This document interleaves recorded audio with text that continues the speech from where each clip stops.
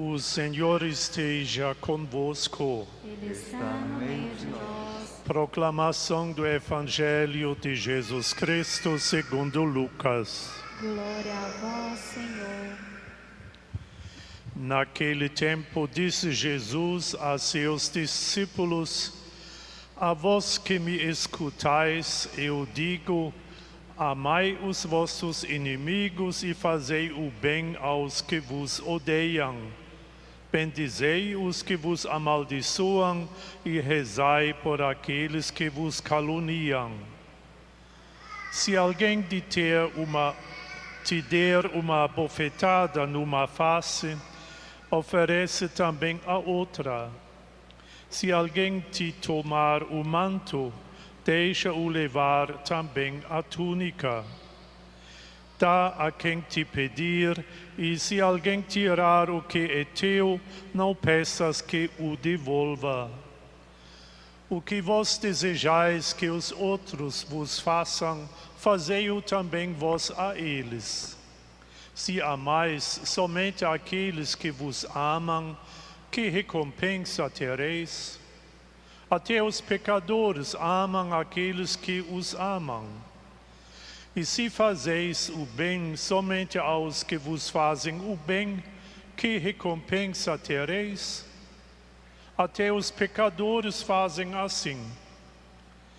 E se emprestais somente àqueles de quem esperais receber, que recompensa tereis? Até os pecadores emprestam aos pecadores para receber de volta a mesma quantia. Ao contrário, amai os vossos inimigos, fazei o bem e emprestai, sem esperar coisa alguma em troca. Então a vossa recompensa será grande e sereis filhos do Altíssimo, porque Deus é bondoso também para com os ingratos e os maus. Sede misericordiosos, como também o vosso Pai é misericordioso. Não julgueis e não sereis julgados. Não condeneis e não sereis condenados. Perdoai e sereis perdoados. Dai e vos será dado. Uma boa medida, calcada, sacudida, transbordante será colocada no vosso colo. Porque com a mesma medida com que medirdes os outros, vós também sereis medidos. Palavra da salvação.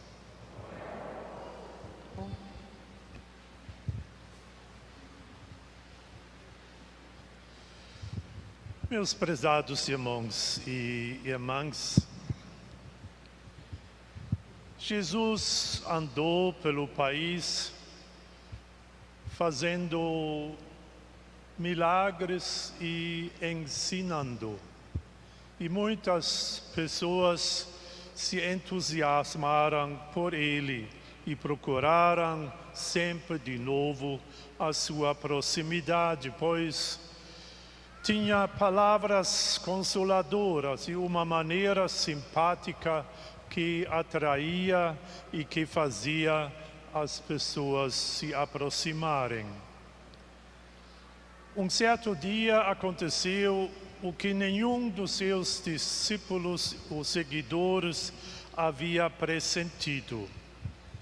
Jesus faz um discurso que assusta bastante os presentes. Cada um que o ouviu deve ter sentido as exigências que Jesus estabelece. Jamais teríamos condições para colocá-las em prática. Parecem altas, elevadas demais, fora do mundo. Na cabeça de muitos presentes, certamente, já subiam pensamentos como tais: já não estou fazendo um grande esforço, quando retribuo o bem que me foi feito e não me torno agressivo contra aqueles que me insultam ou expõem. Não reajo com uma bofetada a quem teve a ousadia de me derrubar. As exigências de Jesus chamam também atenção especial devido às regras e prescrições que o judaísmo cobrava a fim de promover a boa convivência. Existia, por exemplo, o princípio olho por olho, dente por dente. E esta prescrição não era apelo para retrucar o golpe. Ela exigia, antes de tudo, manter a medida, num caso de ter sofrido uma injustiça, e protegia principalmente o parceiro mais fraco.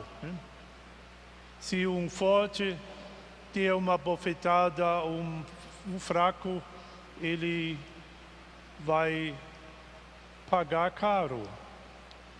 E se alguém roubar uma ovelha, lemos, então o outro não devia, vingando-se na posição de ser mais forte, cobrar simplesmente um jumentinho.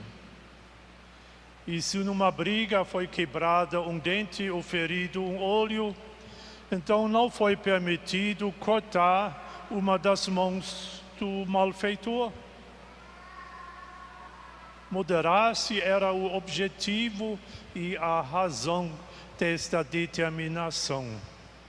E da mesma forma, havia regras de comportamento para pessoas ou grupos brigados entre si, a fim de controlar e diminuir as tensões existentes entre eles. E já no livro do Êxodo se apela à misericórdia para com o inimigo pessoal. Pois lá lemos: se encontrares extraviados o boi ou o jumento do teu inimigo, faz-os retornar a ele. Se vires o jumento do teu inimigo caído sob o peso da carga, não o deixes no abandono, mas presta atenção e ajuda. Cada judeu entendeu que esta ajuda exigida em relação aos animais devia ser aproveitada como chance para diminuir as tensões existentes e para encontrar-se de novo um com o outro de forma mais conciliadora. As cobranças e o apelo de Jesus talvez tenham, em primeiro lugar, assustado os ouvintes. Mas cada um descobriu, refletindo sobre o assunto, o que as exigências continham.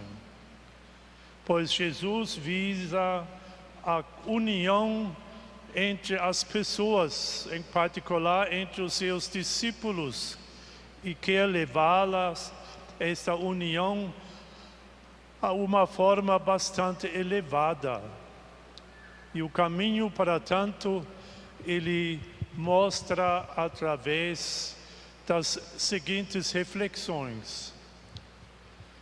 Cada um deve estar consciente: se eu recebo um bem que alguém me faz, e se agora respondo de forma equivalente, então trata-se, sem dúvida, de um comportamento bom e louvável.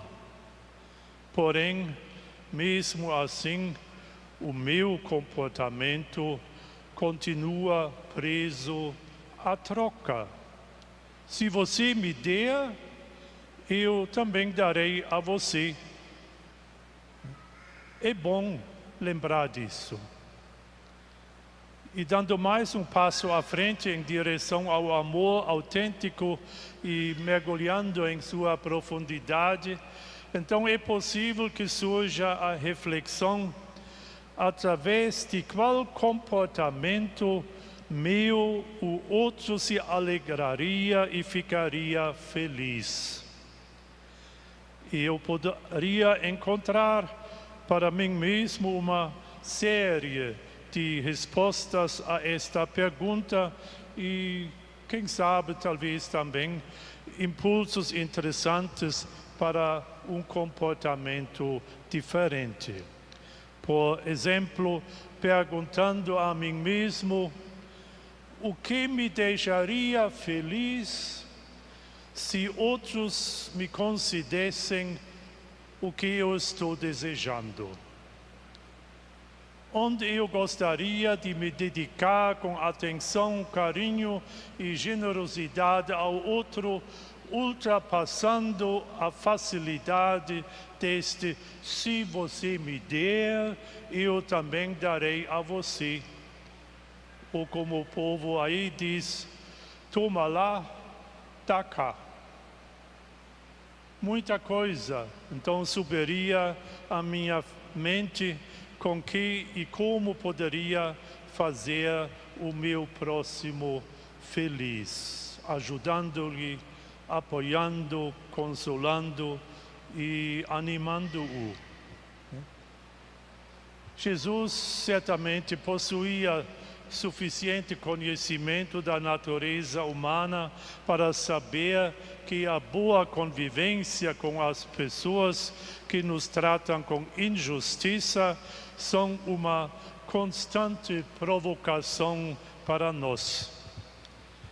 Reagir com bondade ao bem não nos custa muito, mas vingar-se de um mal amargo que sofremos nos custa muita energia. Com o intuito de construir aqui uma ponte, Jesus coloca no centro uma terceira indicação para refletirmos sobre o comportamento do próprio Deus.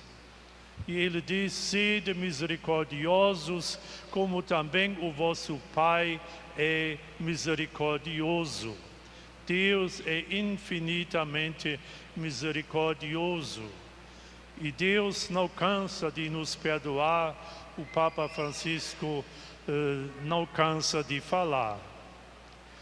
Sendo criados à semelhança de Deus, o seu exemplo nos deve tocar e guiar.